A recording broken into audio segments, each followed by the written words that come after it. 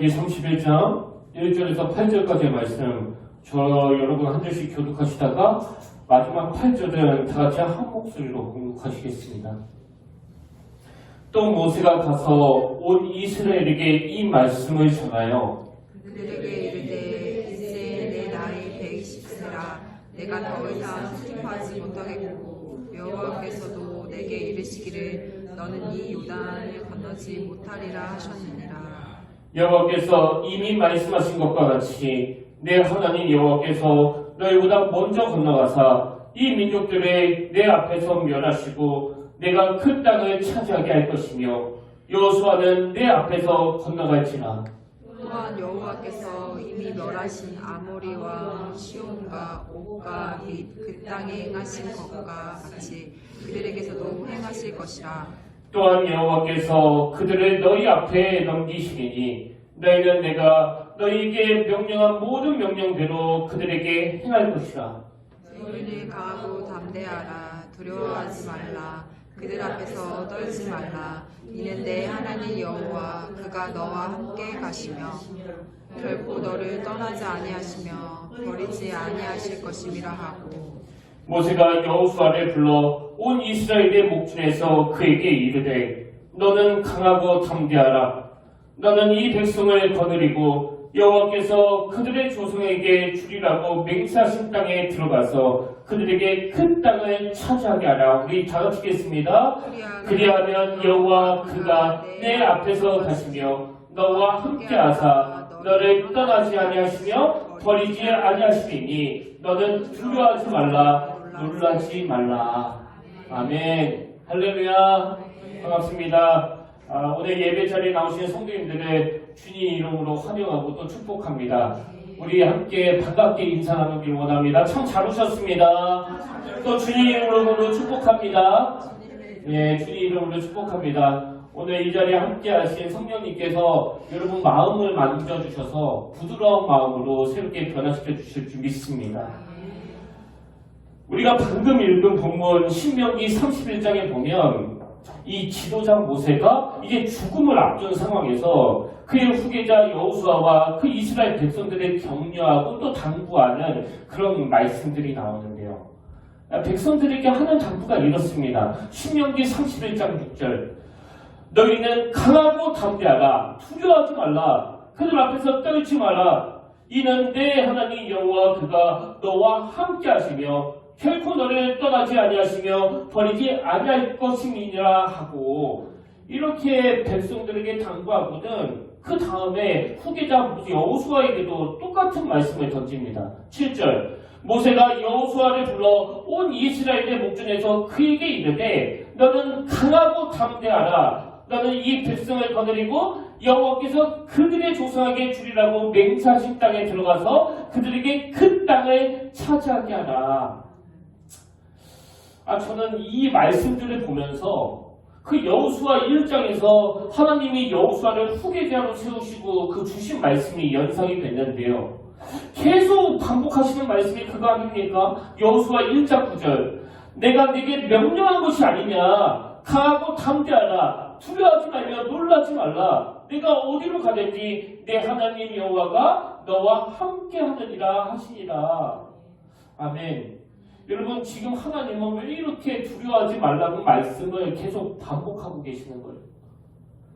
먼저 이 후계자 여호수아와 백성들이 앞으로 해내야 될 일들이 너무나 중요하기 때문에 그렇고요. 그런가 하면 여호수아나 이스라엘 백성들이나 할 것 없이 이 광야 같은 이 땅을 살아가는 우리 모두는 다 연약하기 때문에 껄핏하면 이 두려움에 빠질 수밖에 없는 존재이기 때문에 그렇습니다. 그래서 저는 새해를 맞이하면서 우리 평택교회와 우리 성도님들을 위해서 기도할 때마다 똑같은 마음으로 기도합니다. 하나님, 우리 평택교회가 우리 성도님들이 올 한 해 두려움 없이 달려가는 그런 한 해가 되기를 원합니다. 오늘 하나님께서 저와 여러분의 기도를 들어주셔서 올 한 해 하나님이 주신 그 꿈을 향해 마음껏 달려가실 때 정말 두려움 없이 그리고 에너지 낭비 없이 달려가시는 그런 한 해가 되시기를 주님 이름으로 축복합니다. 이런 마음으로 이제 오늘 본문 말씀을 좀 살펴보려고 하는데요. 여러분 본문에 나오는 지도자 모세의 삶을 딱 한마디로 정리해보면 뭐 이렇게 요약할 수 있습니다. 모세는 하나님께서 계획하신 대로, 이게 중요합니다. 모세는 탈승하지 않고 선을 벗어나지 않고 하나님께서 계획하신 대로 목표를 향하여 두려움 없이 달려간 인물이었다. 여러분 이게 참 부럽지 않으세요? 뭐 저나 여러분의 인생이 이렇게 딱 한마디로 요약될 수 있다면 뭐 얼마나 좋겠습니까? 그럼 모세는 어떻게 이렇게 인생의 낭비 없이 또 두려움 없이 하나님이 계획하신 그 길을 향하여 달려갈 수 있었느냐? 여러분 이렇게 모세와 같은 삶을 살아내기를 원하신다면 저와 여러분이 꼭 구비해야 될 두 가지가 있는데요. 그 첫 번째가 바로 자기 집착에서 벗어나야 한다는 사실이에요. 자기 집착에서 벗어나기. 제가 서두에서 지금 모세는 죽음을 앞두고 있다고 말씀드리지 않았습니까? 그런 상황에서 모세가 그 후계자 여호수아와 백성들에게 권면하고 격려하는 내용이 오늘 본문에 기록되어 있는데요. 제가 그 주목하는 포인트가 뭐냐 하니까 자 본문 신명기 31장 1절 2절을 보십시오.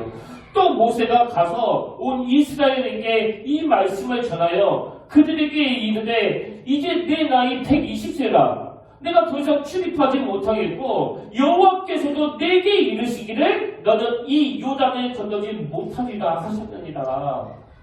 여러분 이게 어떤 상황인가 하면요 2절 끝부분에 나와 있는 그 말씀 그대로예요. 여호와께서도 내게 이르시기를, 이건 모세한테 말씀하시는 내용 아닙니까? 여호와께서도 내게 이르시기를 너는 이 요단을 건너지 못하리라 하셨느니라. 한마디로 모세 너는 거기 못 들어간다는 거예요. 그 가나안에. 근데 여러분 이게 모세 입장에서는 참 수용하기 어려운 그런 하나님의 말씀 아닙니까? 아니 홍해를 건너고 지난 40여 년 동안 그렇게 꿈에도 그리던 그 약속의 땅, 이 가나안을 바라보면서 달려왔는데 게다가 지금 이 가나안이 바로 목전에 있는 상황이거든요.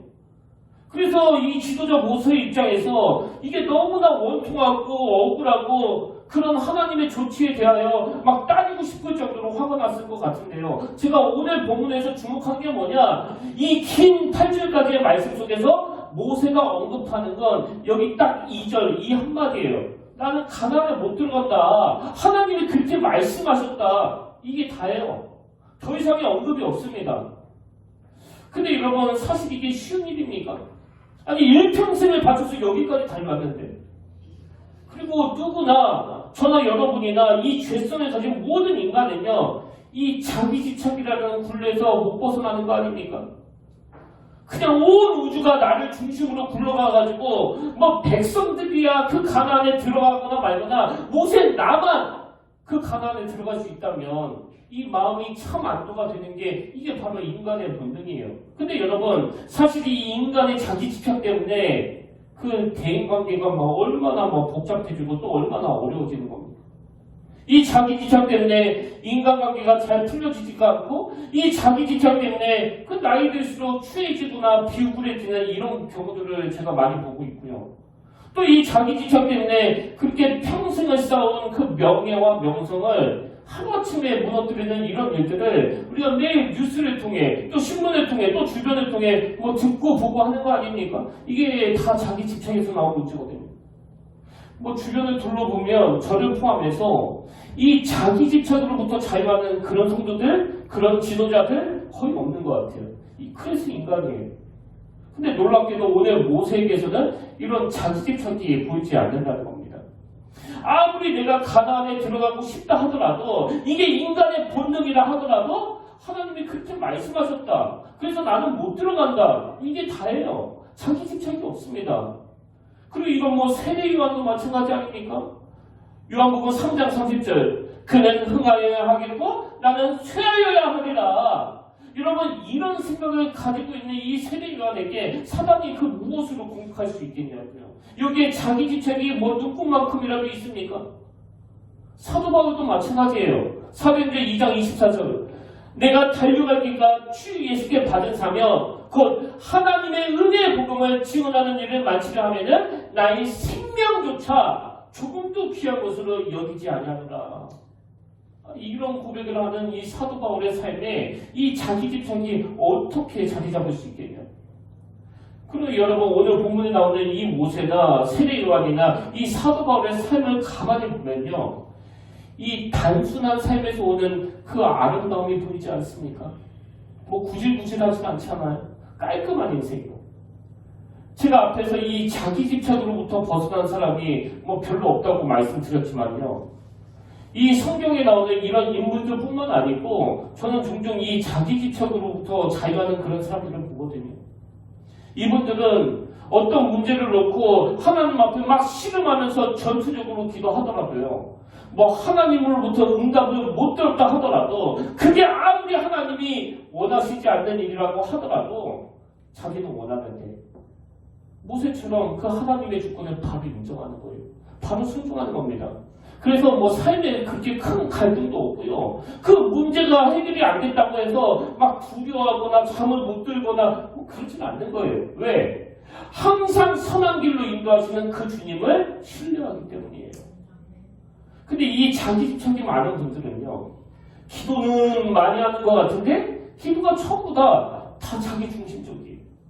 그래서 처음에는 분명히 그 나라를 위해서 기도했는데 정신 차리고 보면 자기를 위해 기도하고 있고, 분명히 우리 평택교회를 위해서 기도를 시작했는데 또 정신 차리고 보면 그 기도가 자기한테 와 있는 거예요. 물론 자기를 위해서도 또 가정을 위해서도 기도해야 되지만, 여러분 거기에만 머무는 기도에서 자꾸 그 기도의 지경을 확장해 나가는 거, 그걸 하나님이 기뻐하시지 않겠습니까?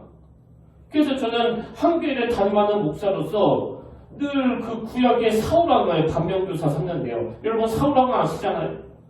그 많은 백성들이 골리앗을 이기고 돌아온 그 청년 다윗을 향해 막 박수 쳐주고 칭찬해주고 그러는데, 여러분 그때 사울왕도 좀 같이 기뻐해주면 안 되는 겁니까?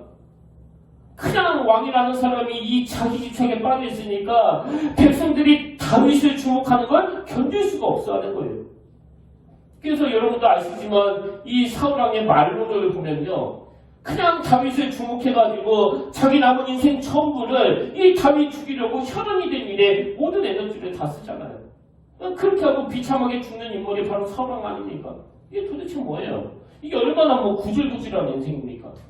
그래서 담임 목사가 돼가지고 그 부목사 조금만 설교 잘하면, 그 부목사가 조금만 성도들한테 인정받으면 바로 그 설교에서 제외시켜버리고, 뭐 단상에는 절대 못 올라오게 하고, 심지어는 그 다른 교회로 쫓아내버리고, 오죽하면 부목사들 사이에서 담임 목사님 앞에서는 절대로 설교 잘하면 안 된다는 그런 이야기가 나오고, 여러분 이런 일이 실제로 일어나고 있다는 거 알고 계십니까? 근데 그건 그 담임 목사님이 유난히 못돼서가 아니고요, 내버려주면 이 자기 집착에 빠지게 되는 게 바로 인간의 본능 때문이에요. 그리고 이건 뭐 세례 요한을 죽인 그 헤롯왕도 마찬가지 아닙니까? 뭐 겉으로는 막 비단 옷을 입고 화려한 왕관을 쓰고 있어가지고 뭐 엄청난 권위가 있는 것처럼 보일지 모르지만요, 여러분 세상에 초라하기 짝이 없는 게 바로 그 세례 요한을 죽인 헤롯왕 아닙니까? 그래서 오늘 우리가 그런 구질구질한 인생이 되지 않기 위해서 정말 예수 믿는 사람으로서의 그런 매력을 발산하기 위해서 하나님 앞에서 이렇게 기도하셔야 돼요. 하나님, 이 자기 집착으로부터 벗어날 수 있도록 성령님 안약을 발라주셔서 내 영안을 열어주시길 원합니다. 그래도 예수 믿는 사람은 좀 달라야 되는 거 아닙니까? 그 작은 일에도 막 사울왕처럼, 이 헤롯왕처럼 마음에 막 분노가 일어나고, 그 작은 일에도 마음에 이 염려와 걱정이 물밀듯이 밀려오는 건 아직 이 자기 집착을 버리지 않았기 때문이에요. 그 문학가인 어니 젤린스키라는 분이 모르고 사는 즐거움, 이런 제목의 책을 썼는데요, 이 책에 보면 저자가 여기서 이런 말을 합니다. 한번 들어보십시오.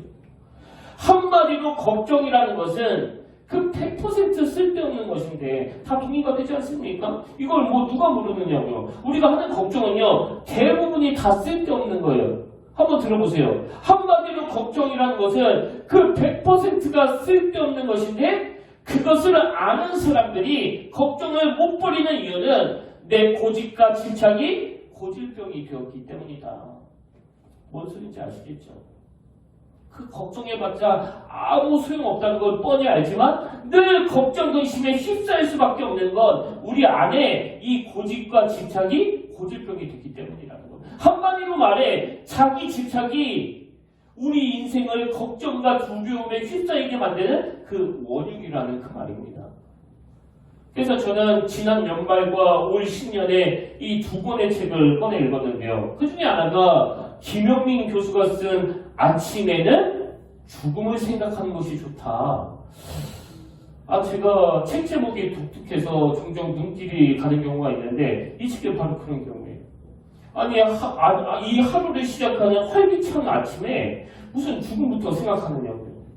근데 그 책 내용을 보면 그 제목의 의미를 금방 알 수 있습니다. 내용을 한번 들어보십시오. 모든 이야기의 끝이 있듯이 인생에도 끝이 있다. 모든 이야기들이 결말에 의해 그 의미가 좌우되듯이 인생의 의미도 죽음의 방식에 의해 그 의미가 좌우된다. 결말이 어떠냐에 따라 그동안 진행되어 온 사태의 의미가 바뀔 수도 있는 것이다. 이것이 바로 모든 인간은 제대로 죽기 위해 산다는 말의 의미이다.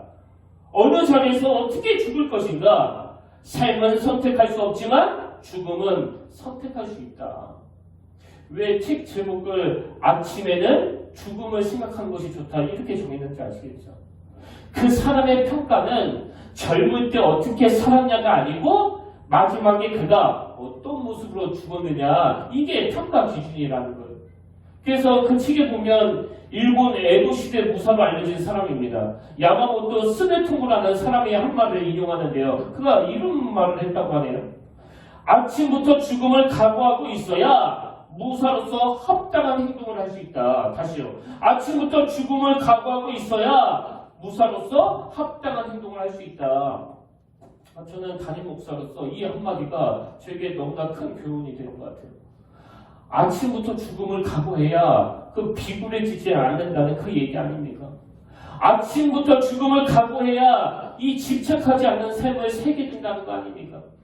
여러분, 아침부터 죽음을 각오할 때 이런 무사로서 합당한 행동을 할 수 있다고 한다면 저나 여러분은 모세처럼 마지막까지 자기에게 맡겨진 일에 최선을 다하는 그런 깔끔한 인생이 되기를 바랍니다. 그 자기 집착에 빠져가지고 맨날 우는 소리 하고 만나면 맨날 죽는 소리 하고 딱 보면 저 정도면 잘 사는 것 같은데 먹고 살만한 것 같은데 왜 자꾸만 죽겠다 그러지? 그건 아직 자기 집착의 문제가 벗어나지 못했다는 거예요. 그런 인생은요 누구도 가까이 하고 싶지 않아요. 그런 구질구질한 사람을 누가 가까이 하고 싶겠냐고요. 그리고 그렇게 자기 집착하면서 막 살아봤자 여러분 지금 그렇게 자기 생에 집착하던 사울왕이 살아있습니까? 근처한 헤롯왕이 살아있습니까? 결국은 다 끝이 있는 인생인데 예수 믿는 저와 여러분 예수 그리스도의 보혈로 거듭난 저와 여러분은 이 땅에서도 깔끔한 인생이 될 줄로 믿습니다. 그런가 하면 제가 10년에 읽은 또 한 권의 책이 있는데요. 예전에 나온 그 내려놓음이라는 책이에요. 그 책에 보면 그 저자의 아들이 2살 때 겪었던 한 이야기를 적어놨는데요. 이제 이 아빠가 2살 된 애를 데리고 그 장난감 가게에 간 거예요. 그랬더니 그 만 2살짜리 애기가 또 이때는 그 장난감을 엄청 좋아하잖아요. 그래서 이 아이가 이것도 쥐었다가 저것도 쥐었다가 막 결국은 두 손 가득하게 쥐었는데요. 하나만 골라야 된다. 아빠가 그러니까 이제 결국 마음에 드는 그 장난감 하나를 고른 거예요. 그 장난감이 자기 그 덩치만한 큰 장난감인 것 같아요. 그 2살 되는 아기가 이 장난감이 막 너무 좋아가지고 막 껴안고 그냥 어쩔 줄 몰라 하는데 이 아빠가 계산대에 그 장난감을 딱 올려놓으려고 하니까 애가 막 그걸 움켜쥐고는 그걸 내려놓지 않는 거예요. 그래서 이 아빠가 야 이거 내가 계산하고 줄게 아무리 설명을 하는데도 막 울고불고 이게 통하지 않는 겁니다. 여러분 지금 이 어린애가 모르는 게 하나 있잖아요. 뭘 모르는 겁니까? 지금 자기가 좋아하는 그 장난감이 진짜 자기 소유가 되기 위해서는 이걸 계산대에 내려놔야 된다는 걸 모르고 있는 거예요. 이걸 내려놔야 진짜 자기께 되는데 여러분 이게 혹시 우리의 모습은 아닙니까? 솔직히 말해서 이거 내 거라고 막 움켜져가지고 내게 된 게 있습니까? 제가 매번 강조하지만요 이 땅은 잠깐 지나가는 소풍길이에요. 오늘이라도 주님이 당장 불러가시면 다 내려놓고 미련 없이 가야 되는 게 우리 인생입니다. 저는 이 내려놓음이라는 책 제목과 그 책에서 그 저자가 경험했던 한 에피소드를 보면서 진리는 멀리 있는 게 아니구나. 진리는 너무나 쉽구나. 여러분 지금 바득바득 움켜쥐고 있는 거 그거 하나님의 계산대에 내려놓으셔야 돼요. 그렇게 돈돈 그러면서 권력 그러면서 또 명예 그러면서 아등바등하는 사람들 그리고 성경에 나오는 그 어리석은 부자 다 공통점이 뭐예요? 자기가 움켜쥐려고 하는 게 그 두 사람이가 쥐고 있는 그 장난감 같은 거라는 걸 모르고 있는 거예요.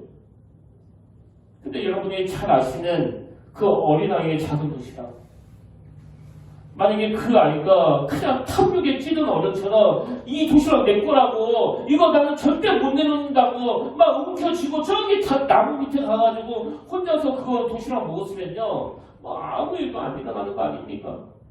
근데 그 어린아이가 너무너무 아까운 그 도시락을 주님 앞에 내려놓았기 때문에 거기 있던 수많은 사람들도 배불리 먹고 본인도 배불리 먹는 평생에 잊혀지지 않는 그 놀라운 기적을 맛보게 된 거 아닙니까? 그리고요, 자기도 조금 더 손해가 아닌 게 2000년이 지난 지금까지도 이 오병이어 하면 다 그 어린아이의 도시락을 먼저 떠오르잖아요. 여러분 자기 집착에 빠져있는 사람은요 아무리 신앙생활을 열심히 해도 이 내려놓을 때 얻어지는 이 평강을 이 기쁨을 절대로 맛보지 못하는 겁니다. 그래서 저는 여호수아서를 묵상하다가 새삼 깨달은 게 있는데요. 자, 여호수아 1장 1절을 보십시오. 우리 지난주 살펴봤죠. 여호와의 종 모세가 죽은 후에 여호와께서 모세의 수종자 눈의 아들 여호수아에게 말씀하여 이르시되 여러분은 이 말씀을 읽으시면 뭐가 느껴지세요? 모세는 죽었어요. 모세는 이제 그들 곁에 없습니다. 근데 하나님은 여호수아에게 말씀하여 이르시되 이게 뭘 의미할까요? 여러분 우리가 여기서 얻어야 될 그 첫 번째 중요한 교훈은요.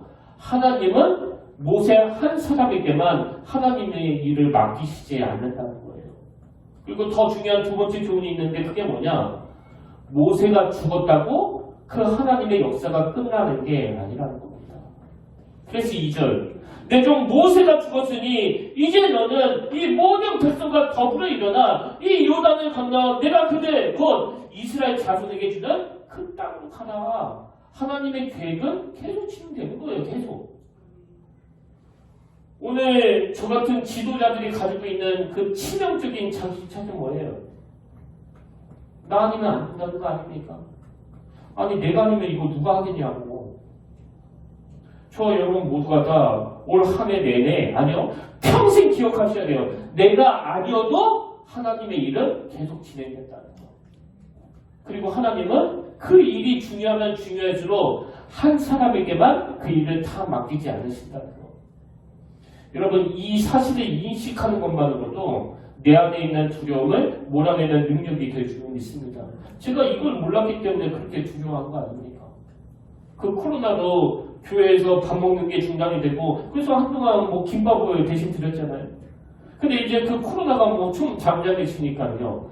계속 제 안에 파고드는 그 걱정과 염려가 뭐냐 하면 식사 준비를 해야 되는데 뭐 장로님도 안 계시니까요. 이거 진짜 어떻게 해야 되지?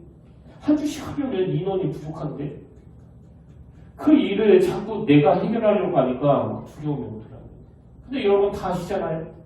그 일을 이어서 하시는 분이 계시는 거 아닙니까? 저는 이게 하나님이 일하시는 방식이라고 생각해요. 그래서 여러분 이 교회가 정말 김의수 목사 아니면 안 되는 그런 교회라면 이건 하나님의 교회가 아니에요. 이런 교회는 빨리 문 닫는 게 좋습니다. 다시 말씀드립니다.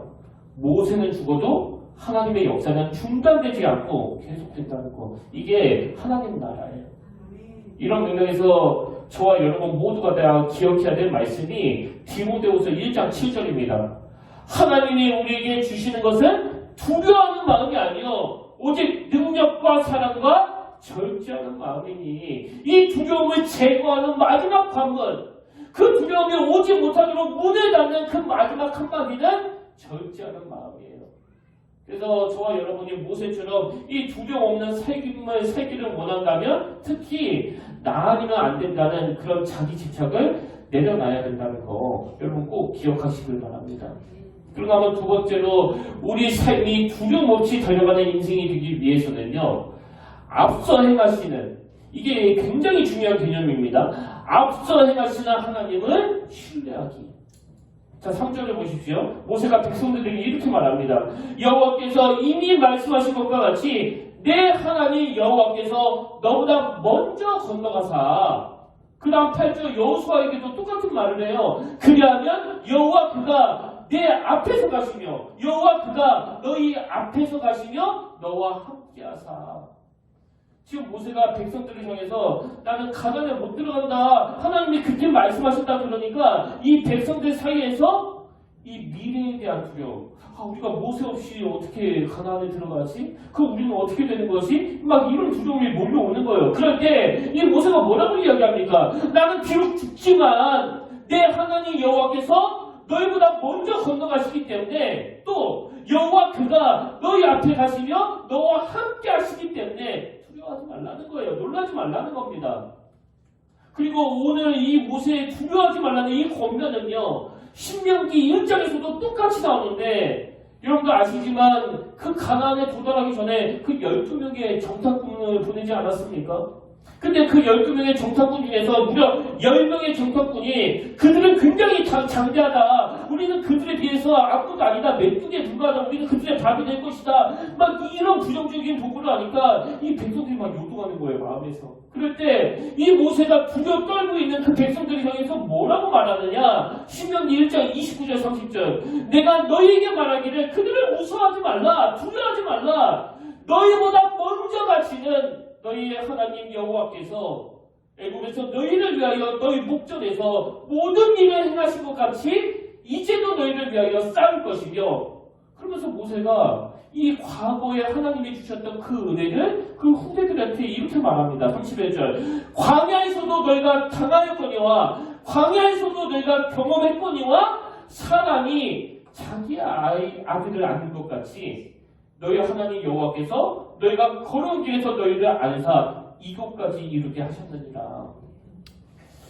여러분 사실 그 이스라엘 백성들이 막 애굽에 나와서 그 홍해를 건널 때 뭐 무슨 준비를 하고 나왔겠냐고요. 아무 준비 없이 그냥 목숨 하나 부지하기 위해서 막 허겁지겁 그렇게 나온 거 아닙니까?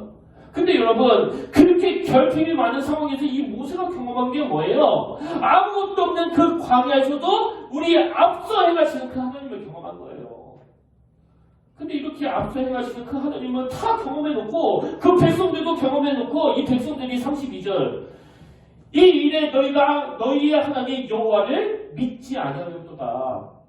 그는 너희보다 먼저 그 길을 가시며 장마 친 곳을 찾으시고 밤에는 불로 낮에는 구름으로 너희가 갈 길을 지시하신 자이시니라. 왜 아직도 믿음이 없느냐? 니들도 다 경험하지 않았느냐? 저 20대 때 제가 다녔던 교회 전도사님이 저에게 책 한 권을 선물하셨는데요. 굉장히 두꺼운 책으로 기억을 해요. 그래서 제가 딱 한 장을 넘기니까 거기에 그 전도사님이 몇 자를 적어 놓으셨더라고요. 뭐 오래돼갖고 그 책 제목은 기억은 안 나는데 그 글은 아직도 제가 막 너무나 생생하게 기억하고 있습니다. 이런 유지의 글이었어요. 우리 앞서 행하시는 하나님께서 우유수를 사랑하사 우유수의 앞길을 이미 평탄케 해 두셨으리라 나는 믿는다. 제가 20대 때 막 엄청 고생을 많이 했다는 그런 말씀 많이 들었잖아요. 막 죽을 뻔했다, 막 자살 충동을 느꼈다, 뭐 말로도 할 수 없는 그런 초라한 자리에 빠졌었다. 그렇게 제가 말씀을 드렸는데요. 여러분, 제가 그때 왜 그렇게 힘들고 고된 삶을 살았냐 하면은요, 전부 다 이 한마디를 무시해서 그래요. 우리 앞서 행하신 하나님. 여러분, 만약에 제가 그 전도사님이 적어준 대로 우리 앞서 행하시는 그 하나님에 내가 주목을 했더라면 그 고난은 안 겪을 수 있었던 거 아닙니까? 지금 와서 내 인생을 돌아보니까요. 저의 그 모든 고난의 과정은 다 저 앞서 행하시는 하나님의 손길과 그 일하심이었더라고요. 이 자격도 없는 나를 오늘 이 평택교회 담임 목사로 세워주시기 위하여 이미 다 예비하신 일이었는데 그 믿음이 없으니까 맨날 하나님께 화가 나고 그 믿음이 없으니까 맨날 부모님을 원망했던 거 아닙니까? 왜 나만 이렇게 살아야 되느냐고. 오늘 여러분 중에 저 20대 때 겪었던 그 오류를 똑같이 범하는 분이 계시다면요. 여러분이 만나고 여러분이 경험하고 여러분이 겪는 그 어떤 아픔과 그 어떤 고난도 하나도 버릴 게 없는 앞서 행하시는 하나님의 손길인 줄로 믿으시길 바랍니다. 그래서 순탄하면 순탄케 해주신 그 하나님의 은혜에 감사하면서 또 어려운 일이 찾아오면 그 일을 통해서 나를 정금같이 빚어가시는 그 앞서 행하시는 하나님의 손길에 감사하면서 두려움 없이 이 삶의 영위에 나가시는 저와 여러분이 되기를 주님의 이름으로 축복합니다. 그래서 저는 요즘 뭐 그 군대 가는 청년이나 또 막 결혼한다는 그런 자매가 전화를 하면 종종 이렇게 기도를 해줘요. 하나님, 이 청년을 붙잡아 주셔서 결혼 생활 내내, 군대 생활 내내, 또 유학 생활 내내 우리 앞서 행하시는 그 하나님을 볼 수 있는 영안을 열어주시길 원합니다. 괜히 저처럼 쓸데없는 고생하지 않도록. 그래서 저는 오늘 새해 두 번째 주에 우리 성도님들의 이 말씀으로 축복하길 원하는데요. 시편 37편 5절입니다. 내 길을 여호와께 맡기라. 그를 의지하면, 제 원고에는 이 사이에 이렇게 구현해서 넣었습니다.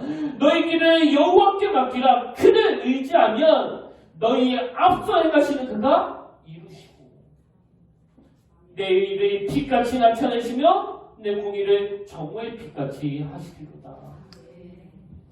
여러분, 제가 겪었던 하나님은요, 과거를 돌아보면 항상 에베네스의 하나님이세요. 여기까지 도우시는 하나님. 근데 오늘 현재를 보면 항상 앞서 행하시는 하나님이세요. 그래서 제 모든 인생은 이렇게 요약할 수 있는 겁니다.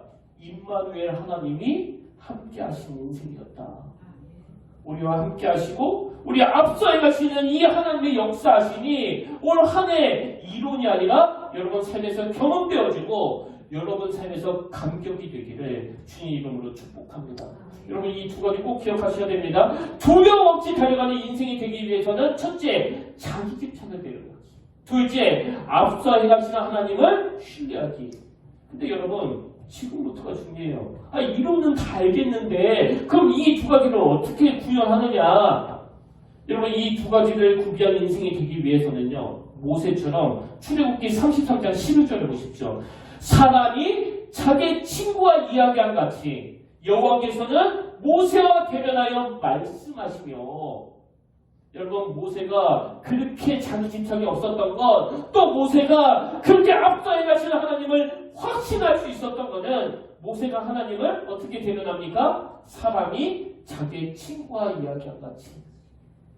그래서 모세는요, 그 하나님으로부터 막 사명을 받아가고 막 두려움이 찾아왔을 때도 출애굽기 이 3장 11절 모세가 하나님께 아뢰되 내가 누구에게 바로에게를 가며 이스라엘 자손을 애굽에서 인도하여 내리까. 그랬더니 하나님이 그 다음 12절에서 하나님이 이르시되, 어떤 상황에서도 모세는 하나님과 주거니 받거니예요. 주거니 받거니. 여러분 오늘 여러분의 신앙생활은 이게 이루어지고 있습니까? 하나님과의 주거니 받거니. 모세가 하나님께 아뢰되 내가 누구에게 바로에게 가며 이스라엘 자손을 애굽에서 인도하여 내리까. 그랬더니 하나님께서 이르시되 내가 반드시 너와 함께 있으리라. 내가 그 백성을 애굽에서 인도하여 낸 후에 너희가 이 산에서 하나님을 섬기리니 이것이 내가 너를 보낸 증거니라. 그래서 저와 여러분이 모세처럼 이 두려움이 찾아올 때마다 사람이 자기의 친구와 이야기와 같이 이 하나님과의 주거니 받거니가 잘 이루어져서 하나님께서 이르시되 이 말씀으로 다가오시는 하나님을 꼭 만나게 되시기를 바랍니다. 여러분 제가 왜 올 한 해 우리 평택교회 모든 성도님들이 이 그리스도 중심의 성경 읽기에 전념했으면 좋겠다고 말씀드렸는지 아십니까? 하나님의 뜻을 말씀을 통해 정확하게 알아야 여러분의 그 두려움이 사라지기 때문이에요. 그리고 말씀을 정확하게 알아야 자기 집착으로부터 자유할 수 있고, 말씀을 정확하게 알아야 우리 앞서 행하시는 그 하나님을 볼 수 있는 그 영안이 열리기 때문입니다. 그래서 저는 오늘 여러분에게 근본적으로 다시 부탁드리는데요, 그리스도 중심의 성경 읽기, 여기에 전념할 것을 다시 결단하시길 바랍니다. 저 계속 괴롭힐 거예요. 지난주 동안에 이 그리스도 중심의 성경 이렇게 깜빡하고 안 하신 분이 계시다면요. 오늘부터 하시면 돼요. 오늘부터. 아직 안 늦었습니다. 제가 그 예배당 입구에 그 성경 일기표를 비치해 놨는데요. 뭐 깜빡하신 분, 또 바쁘신 분들을 생각하면서 제가 어제 늦은 밤까지 그 핵심 장을 막 형광펜으로 다 표시해 놨거든요. 그래서 여러분 그동안 작심삼 뭐 창세기는 36번 읽었는데 출애굽기에서 진도가 멈추신 분, 이분들에게 올해 목표는요, 처음부터 끝까지 하나도 안 빼먹고 내가 다 읽었다 이게 아니라 핵심장이라도 읽으면서 끝까지 완주하는 게 목표예요. 완주하는 게. 그래서 제가 하루 한 장만 읽으시라고 그 핵심장을 정해드릴 거예요. 그리고 막 막무가내로 그렇게 읽으시는 게 아니라 보다 큰 그림으로 성경을 이해하기 위해서 제가 이미 제공해드린 그 리딩 지저스 뭐 이것도 어려우시면요 안 읽으셔도 돼요. 어려우시면 그냥 성경 한 장만 읽으셔도 됩니다. 그러나 할 수 있는 대로 도전해 보시길 바랍니다. 그리고 이 책과 관련해서 이제 웨스트민스터 신학교 팀에서 제공하는 이 주옥 같은 영상도 매주 올려드리니까요. 이 책과 그 영상을 보완해서 읽으시면 예수 믿으신 지 좀 오래되시고 이 성경을 좀 아시는 분은 뭐 굉장히 재밌을 거예요. 여러분 우리 한번 도전해보자고요. 그렇게. 그래서 올 한 해 하여튼 내가 죽어도 하루 한 번 이상은 이 성경을 봐야 되겠다. 그렇게 결심하시고 또 성경을 완주해내시는 그런 한 해가 되시기를 바랍니다. 결론을 이렇게 맺기를 원합니다. 시편 1편 1절과 2절. 복 있는 사람은 악인들의 꾀를 따르지 아니하며 죄인들의 길에 서지 아니하며 오만한 자들의 자리에 앉지 아니하고 2절은 다같이 한 목소리로 같이 읽습니다. 시작. 오직 여호와의 율법을 즐거워하여 그의 율법을 주야로 묵상하는도다. 어떤 사람이 복 있는 사람이에요, 여러분? 오직 여호와의 율법을 즐거워하여 그의 율법을 주야로 묵상하는 자로다.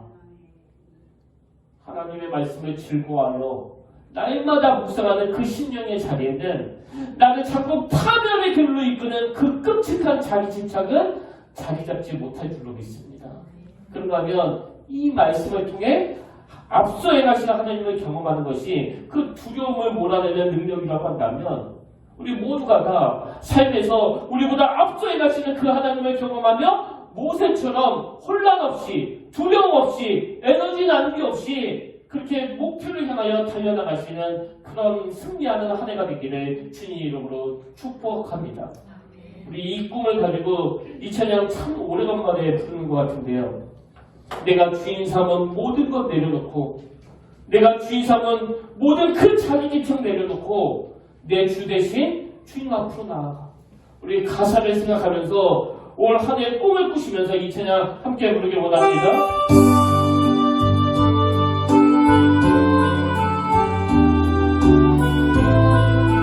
내가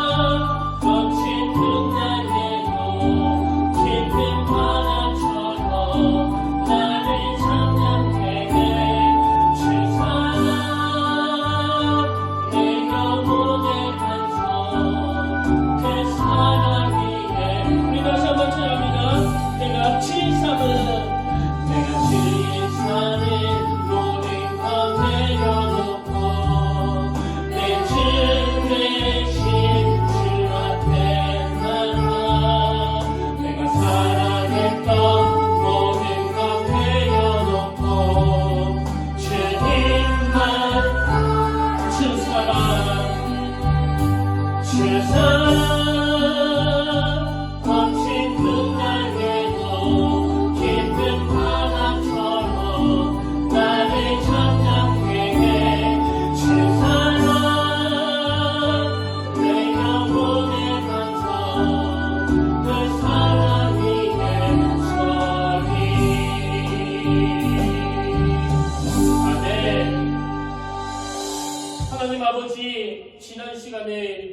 보면 참으로 하나님 아버지께서 우리 앞길을 인도해 주셨기 때문에 종이 그리고 오늘 예배하는 우리 성도님들이 그래도 수렁에 빠지지 않고 이 자리까지 오게 된 줄로 믿습니다.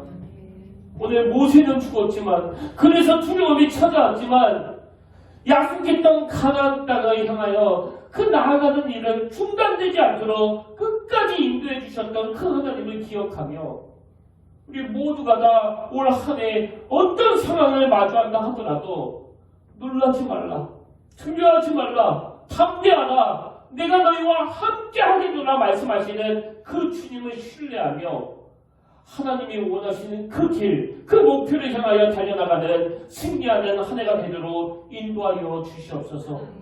그 은혜 자리로 인도하시는 주님을 의지하며 우리의 방패이시오, 우리의 피할 바되시오, 우리의 요새시오, 우리의 피난처 되시는 그 예수님의 이름으로 간절히 기도드립니다.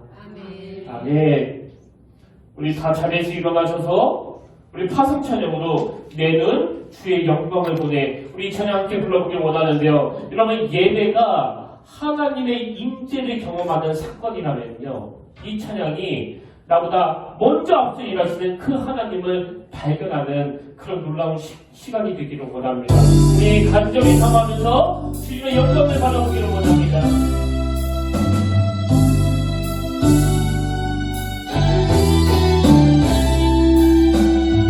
내는 주의 영광을 보내 주의 영광을 보내 우리 가운데 계신 주님 그 빛난 영광 온 하늘 엎고 그 찬송 온 땅 가득해 내는 주의 영광을 찬송 가운데 서신 주님 주님의 얼굴을 온 세상 망하네 광대의 팔이 되셨네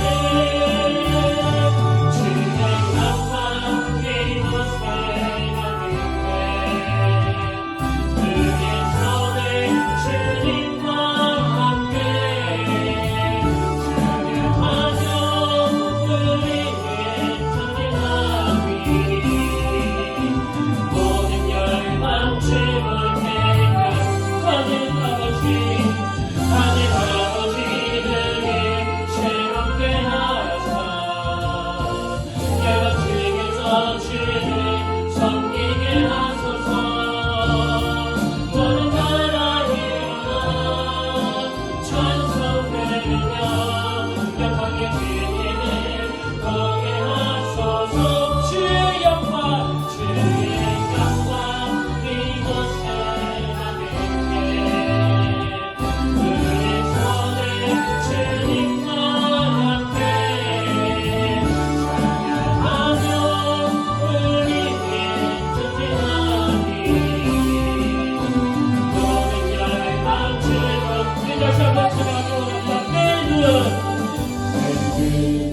주의 영광을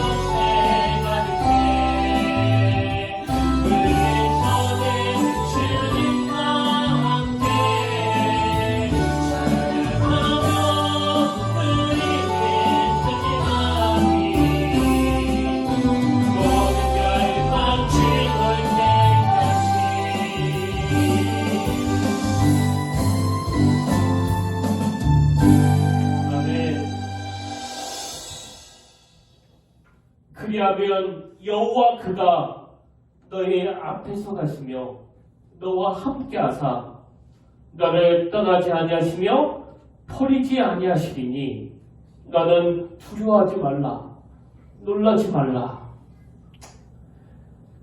하나님, 새해가 밝았지만 여전히 마음에는 안개 같은 그 확신할 수 없는 수많은 문제들이 산적해 있고, 새로운 한 해가 주어졌지만 우리를 기다리는 건 그 꿈을 가지고 달려가는 목표가 보여지는 것이 아니라 근심이 먼저 찾아오고 이 두려움이 먼저 찾아오는 것을 느낍니다. 그래서 하나님, 오늘 하나님 앞에 은혜를 구합니다. 자기집착이 우리를 두려움으로 몰고 간다는 사실을, 그리고 앞서에 가신 하나님을 보지 못하는 그 우둔함이 우리를 두려움에 빠뜨린다는 사실을 기억하며 오늘 한 해 내내 그리스도 중심의 성경 읽기를 통하여 우리 앞서에 가시는 그 하나님의 눈으로 목도할 수 있도록, 그분의 음성을 들을 수 있도록 아버지 그렇게 확신을 가지고 달려나가도록 인도하여 주시옵소서. 그래서 우리의 두려움을 가중시키는 이 자기집착, 이것을 죽여나가도록 성령님 함께하여 주시고, 모세처럼 세례요한처럼 또 사도바울처럼 내가 아니라 그분이 영광을 받으시는 삶을 새기노라 선포하며 이 꿈을 가지고 달려나가는 올 한 해가 되도록 인도하여 주시옵소서. 아멘. 이제는 우리 주 예수 그리스도의 은혜와 하나님 아버지의 타없는 사랑과 성령님의 감동, 감화, 위로, 고통, 충만하심의 역사가 오늘 내가 가진 집착이 아니라 우리 앞서에 가시는 하나님의 인도하심을 따라 하나님께 영광을 올려드리며 두려움 없이 달려가기로 다짐하며 예배하는 모든 주의 자녀들 머리 위에 지금부터 영원토록 함께 하시기를 간절히 축원하옵나이다.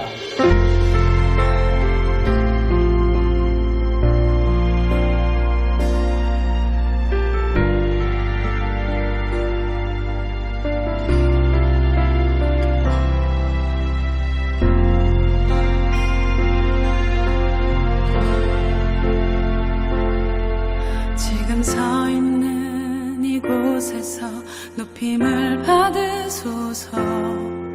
내가 밟는 땅 주님의 땅이니 하늘